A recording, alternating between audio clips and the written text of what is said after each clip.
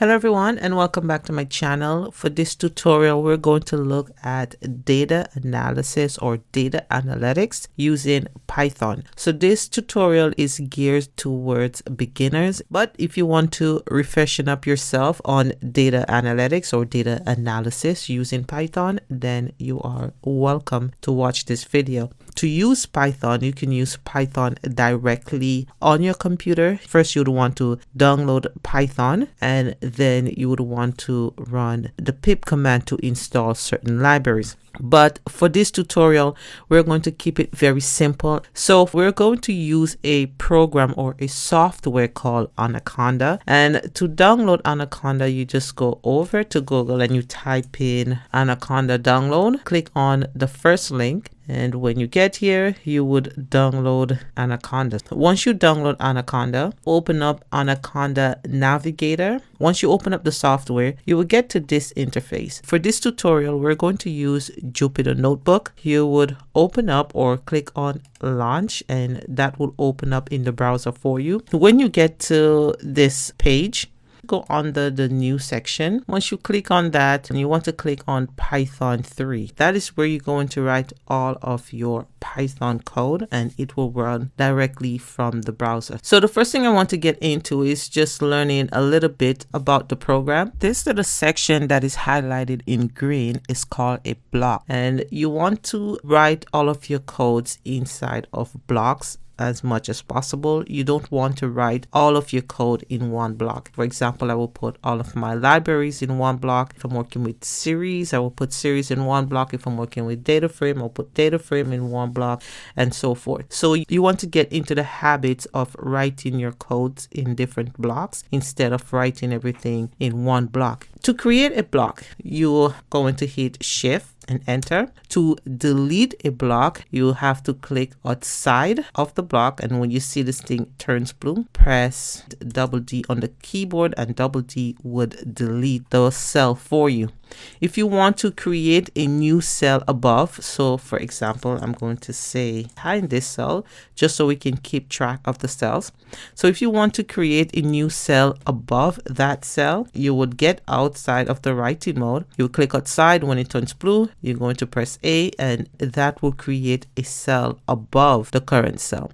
If you want to create a cell below, you're going to hit the B key, and the B key would give us a cell below the current cell. So again, if you want to delete, you hit double D and it will delete the current cell for you. To create titles, for example, if I have my import file, so I'm going to say import pandas. So now above, I'm going to create a new block, and to create a title, you make sure that the line around the block is blue. When the cell block turns blue, that means it's in markdown mode. When you're in markdown mode, if you want to create a title, you press M, the pound key, and then you can write your title. So we can say this block is for the import files. Once you have finished writing the title, you're going to press Shift and enter. That's going to create a title for you. When you're working with data using Python, there are three libraries that are commonly used. We have NumPy, Pandas, and Matplotlib. So NumPy,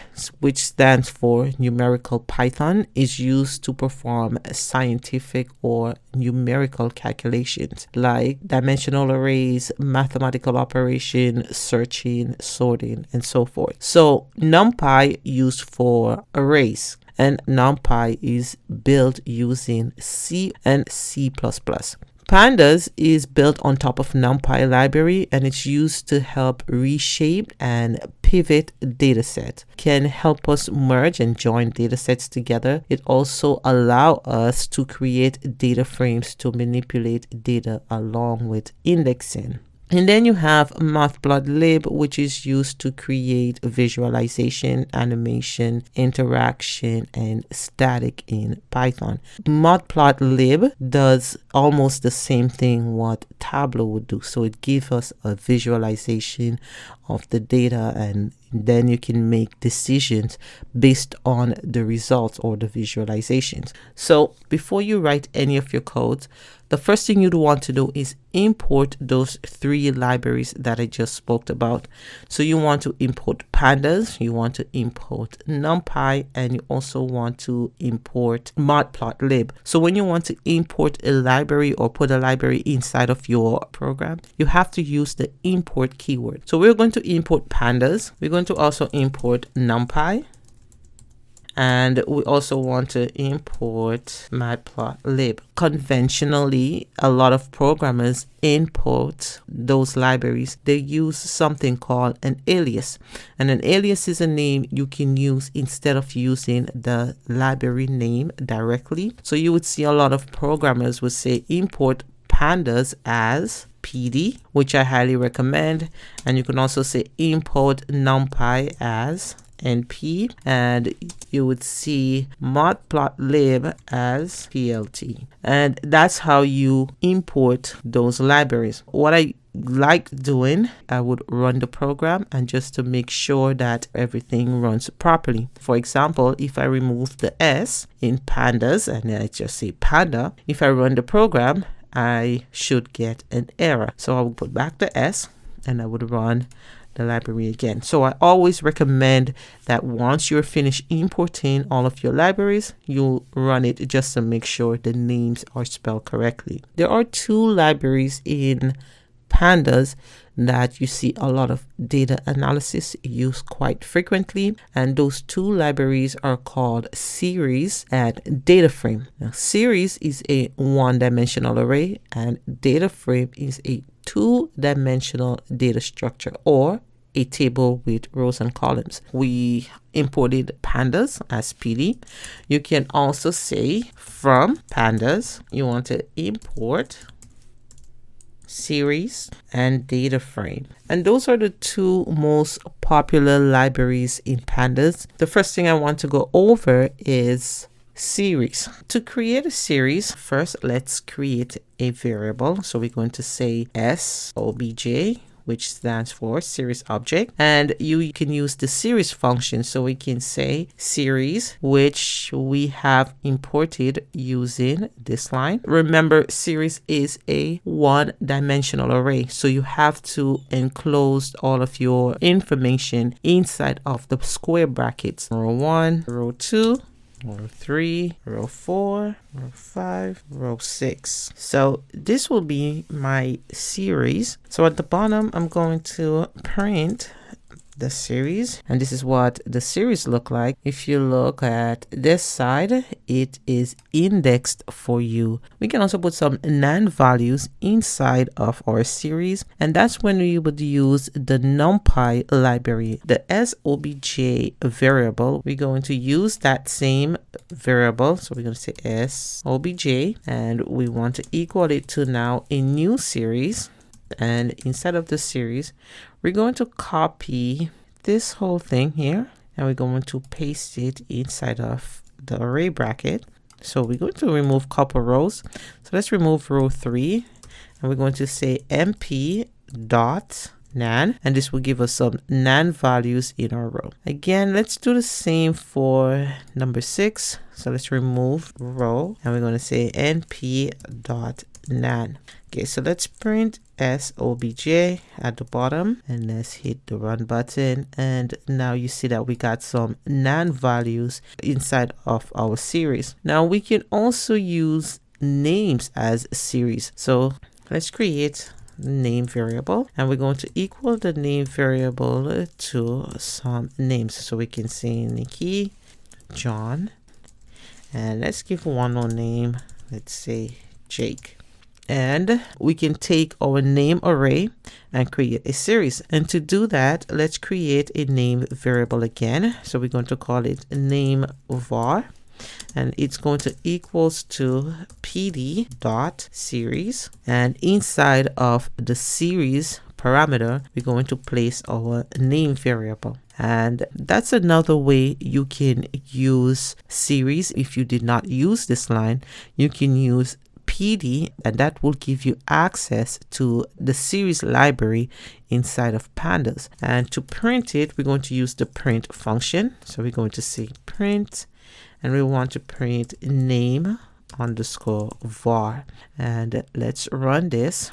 And we got back our series. You can also label your index. We already have the name variable, so let's copy this block. And to create names for your indexes, we can put the index name in a next set of array. And we're going to use, to do that, you have to use the open and closing brackets, or I like to call it the array brackets. And we can say CEO, or we can give John manager, and for Jake we can give him supervisor. And that's all you have to do to create indexes for your series. So we can go ahead and run this, and we got back our indexes with the appropriate name that we gave it. You can also print the items by referencing the label. For example, if you want to print CEO, you can say print name underscore var, and we want to print the CEO. And let's run it, and we got back Nikki. If we want to print the manager, let's run it, and we got back John, and so forth. You can also print by the index itself. So if you want to know who is at index 0, we're going to hit run, and it gives back Nikki. Who is at index number 2, let's run it again, and it gives back Jake. This was an example of the series library in pandas. Now we're going to go over to DataFrame. So for the DataFrame example, it's very similar to series. For example, we said MP, and MP give us access to the NumPy library, and inside of the NumPy library we want to use the random library, or the random function, which will give us a bunch of random numbers. And we want to use the seed function, and we want to use up to 25. Let's give our data frame a name. So we're going to say df underscore obj. We're going to initialize that variable to the data frame, and inside of the parameter of the data frame we're going to use mp alias, which will give us access to NumPy's random module. So we're going to say random, and we want to access rand, and we're going to say 36 dot reshape. And we want to reshape, so we're going to do 6 and 6, and we're going to use df underscore obj. So let's run the code, and we got back the random numbers. I'm going to create a variable called DataFrame, and I'm going to use the DataFrame library in pandas, and I'm going to use the same concept as we did above. So I'm going to access the random function in NumPy, and this time I want 3 rows and 3 columns. So I'm going to say 3 by 3. Exit out of there. I want to give my index labels, and also I want to give the columns some labels as well. So for the index, I'm going to say row 1, row 2, row 3, and we're going to exit out, and then we're going to say columns. We're going to have columns equals to column 1, say column 2, and the last one going to be call 3. And we're going to go ahead and we're going to print the data frame. So we're going to say df. I will go ahead and hit the run button, and we got back the rows and the columns with their values. I want to go over the lock and iLock methods in Python. So lock is a label based method of pandas that allowed us to select rows and columns from a data frame using the label names. So example, if I want to access row 1, I would give it row 1. If I want to access column 1, I would give iLock column 1. On the other hand, iLock is primarily used for integer based indexing, which means that you can select data based on integer positions. For example, with lock, we have our data frame called df, and we can say df dot lock, and we want to access row 1, and we also want to access column 3. So we should be getting back this value. Let's go ahead and run, and we got back row 1, column 3. Let's try to access row 3 and we want column 2. So it should be this value. So let's put in column 2 and we run the program and we got back the exact value we need. For ilog, it's a little bit different. So we have df.ilog, and ilog is integer based. So we can access the data that is in our data frame by just giving the index number. So for example, we can say we want what's that index number 2, and we want to access the second column, and we're supposed to be getting back the same value. So let's run it, and we got back the same value. You can get back value in specific range.